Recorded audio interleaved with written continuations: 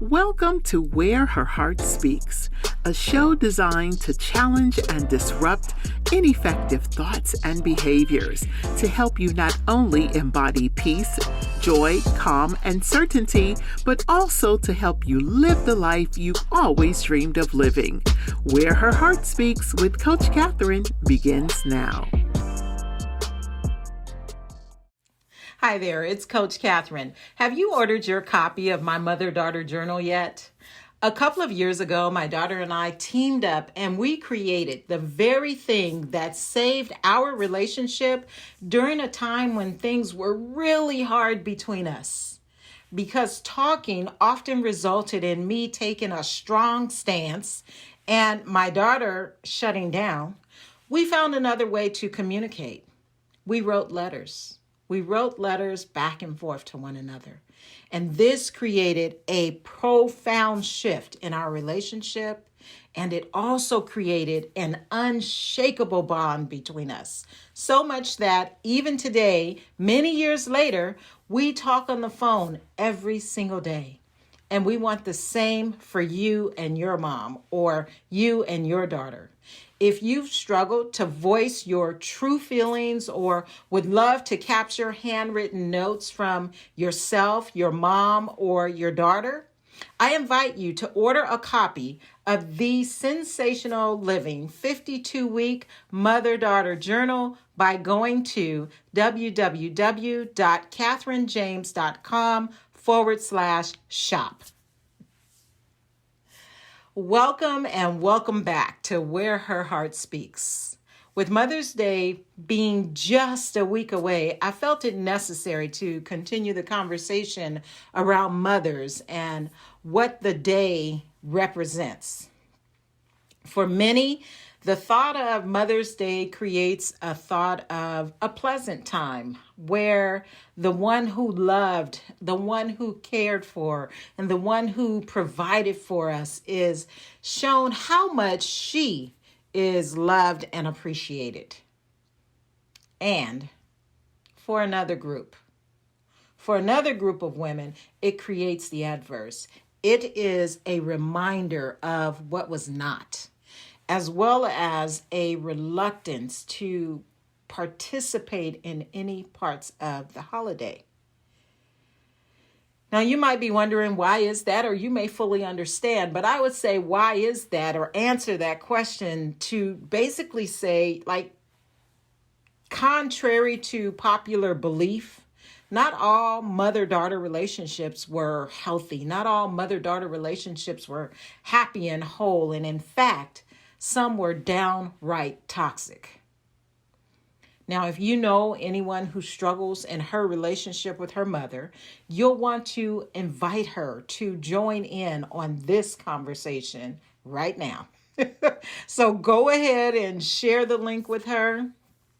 And then also, if you've not already done so, go ahead and hit that subscribe button to ensure that you do not miss out on any future topics that may benefit you or someone you know. I've said that we are diving into juicy topics, those that you want to talk about and maybe those that you don't want to talk about. So in this episode, we're going to explore the topic of toxic mother-daughter relationships. Not only explore them, but also explore how we can move forward. But I want to preface this by saying this is a complex issue that cannot be fully addressed in 1, 2, or I would venture to say even 10 episodes. So while I'm broaching this topic, I'll only be scratching the surface. And I really want you to keep that in mind. But my purpose today is to shine a light on possible causations, the effects of a toxic mother-daughter relationship, and tips that are actually going to move yourself forward. And I want you to note my language there. I said move yourself forward, not move the relationship forward. Why not the relationship forward? Because the relationship is comprised of two people. And you can only control one of the two. So we're going to move yourself forward. and let the relationship do its thing. And I'll talk about that in a minute. But this is a topic that can conjure up painful memories as well as uncomfortable feelings. So I implore you to take care of yourself. Be aware of what you're feeling in your body. If this discomfort starts to feel overwhelming, you can do one of three things. I'm going to invite you to turn your attention to your breath. You'll simply slow your breathing by inhaling to a count of 5, holding it for a count of 1, and then exhaling to a count of 5 or longer. And then you repeat the process until that discomfort subsides. And you can also step away and come back after a few minutes. And if this is really uncomfortable, I want to invite you to discontinue listening altogether and subsequently complete the recommended breathing exercise. Now, based on the many conversations I've had with women, I can say there are many successful women who have strained and estranged relationships with their mothers. And for many years, this was also my story. At various times in my adult life, my relationship with my mother was one that was either strained or estranged in different points of my life. Now, here's the thing. Neither of us wanted this. Neither me nor my mom wanted this. And yet it was. If the mother-daughter bond is automatic, I'm often led to the question of what happens. When and how did the relationship become toxic?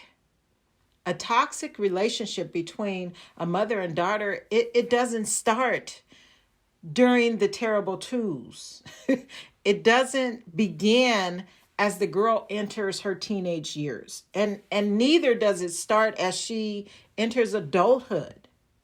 What I want you to understand is that in many instances, these toxins are formed at the onset of the relationship. When is that? At birth. According to Psychology Today, approximately 40% of people have an insecure attachment style. What does that mean? 40% of people had an unhealthy bond with their primary caregiver, who in most instances is the mother. And I would say that that is certainly a main ingredient for a toxic relationship. To gain a better understanding, I want to invite you to take a walk down your historical generational path. Like, let's look at your history. And we're going to do this to possibly uncover and discover where behaviors such as controlling, guilting, emotional unavailability, judgmental, self-consumed, and combative, all of which are traits that contribute to a toxic mother-daughter relationship. We're going to look down that road to determine where they may have come from. Journeying down your historical generational path can provide a deeper insight into the woman and the mother who gave birth to you.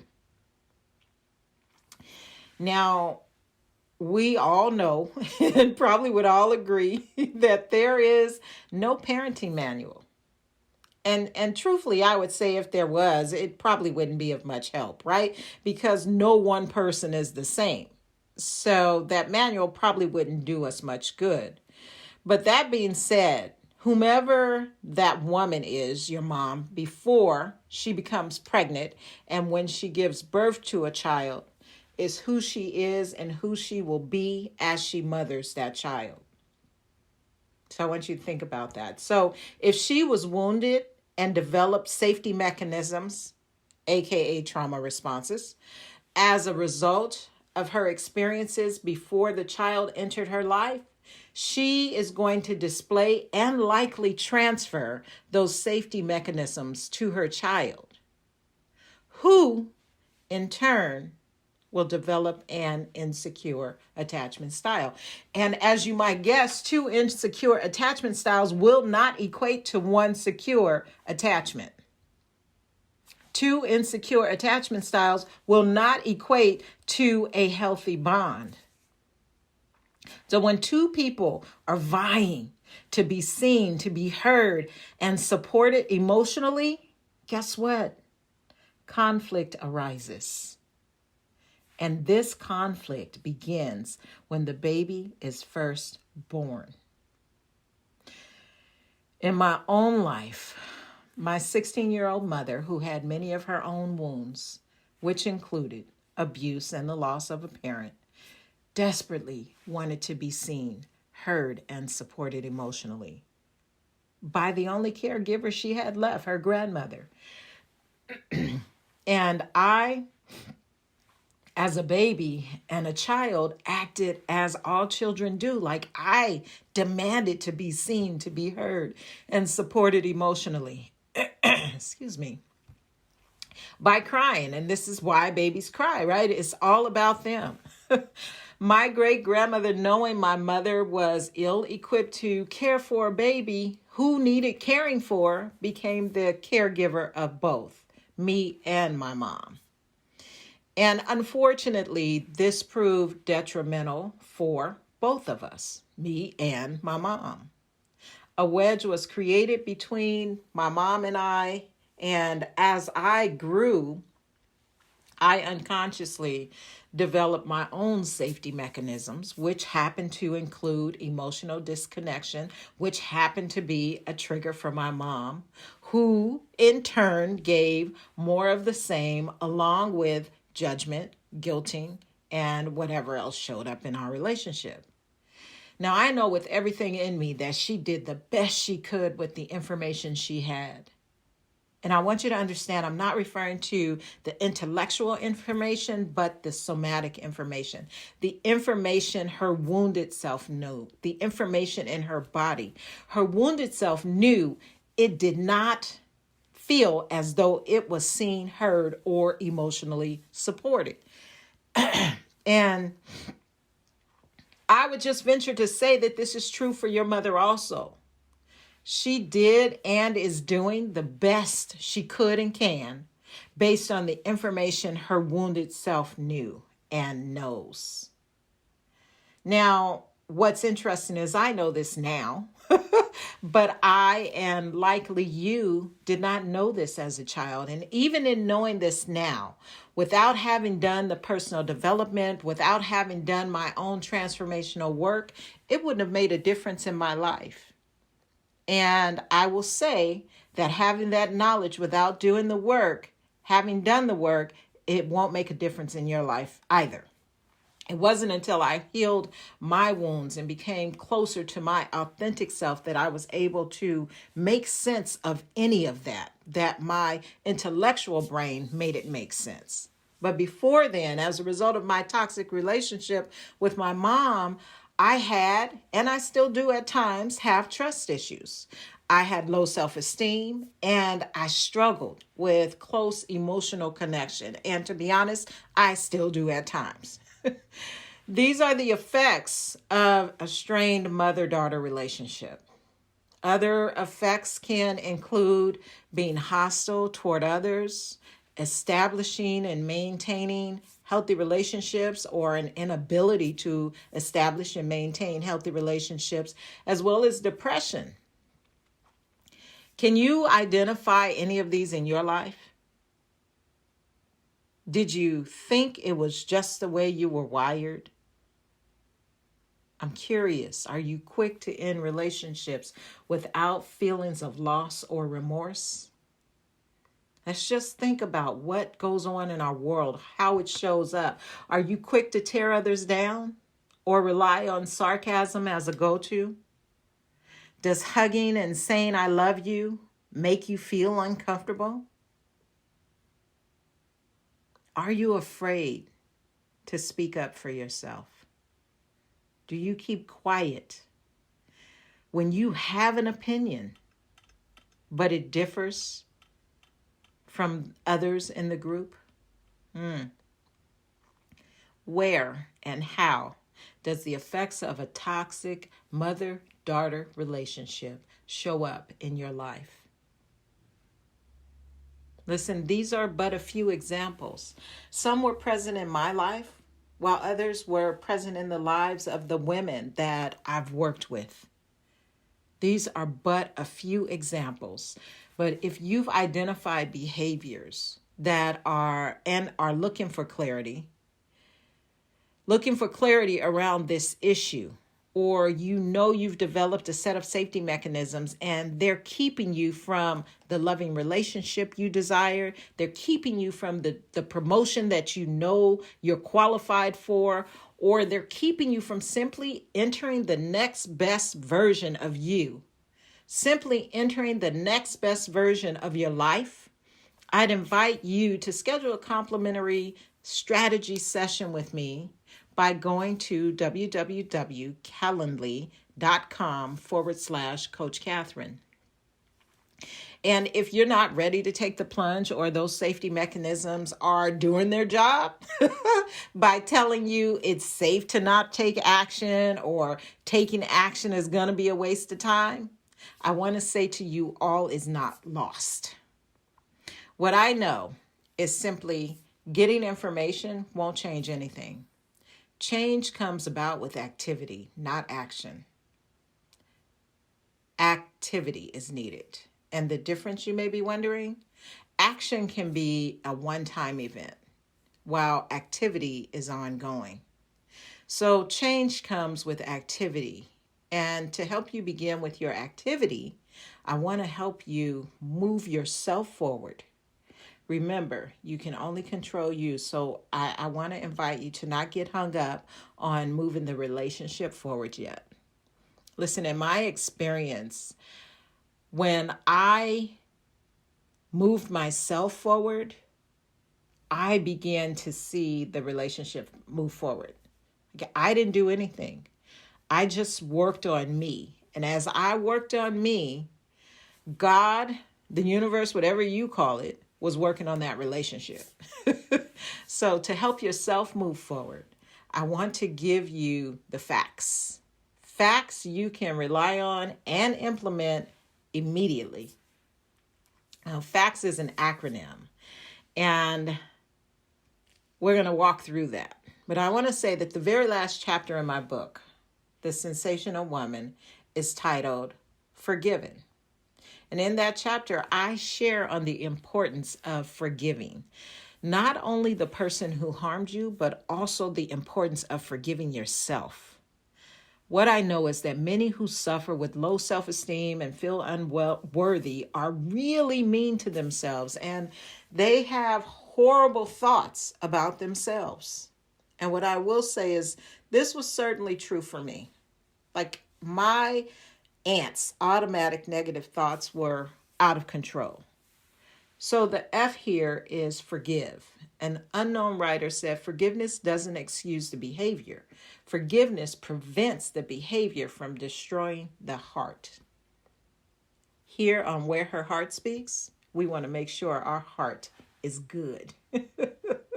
And I like to say, in order to fully live, we must forgive. Remember that your mom did the best she could with the information she had. And then we come down to A in FACTS. A is for acknowledge. Acknowledge and accept. The activity that proved most pivotal for me was to acknowledge and accept not only my mom for who she was, but also the situation for what it was. I had to release the conditioned expectation of what a mother-daughter relationship was supposed to look like according to society. And I would offer that to you as well. Release the conditioned expectation and simply embrace what is. Now, the C is for compassion. And this should actually come after T, but then I wouldn't have this very easy to remember acronym. So it's before. But what I will say is it's nearly impossible for wounded bodies to have compassion. It's nearly impossible for wounded bodies to feel empathy and want to help another body when their own bodies is experiencing emotional pain. So before you can have compassion, you actually have to go through a transformation.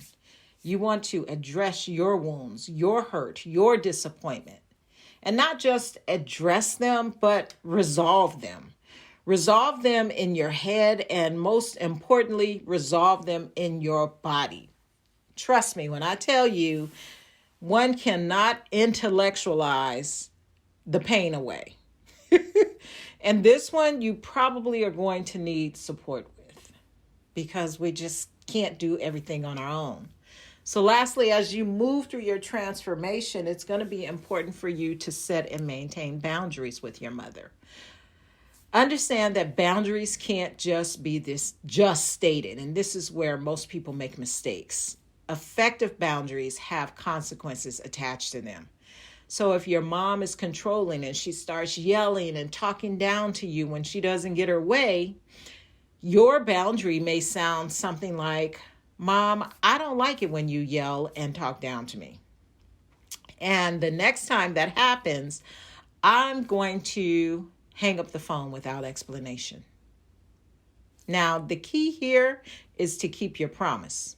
If it happens again, you have to hang up the phone without explanation. Otherwise, nothing is going to change. Nothing's going to change. So now you have the facts. Forgive yourself and your mom. Acknowledge and accept both your mother and the situation. Have compassion.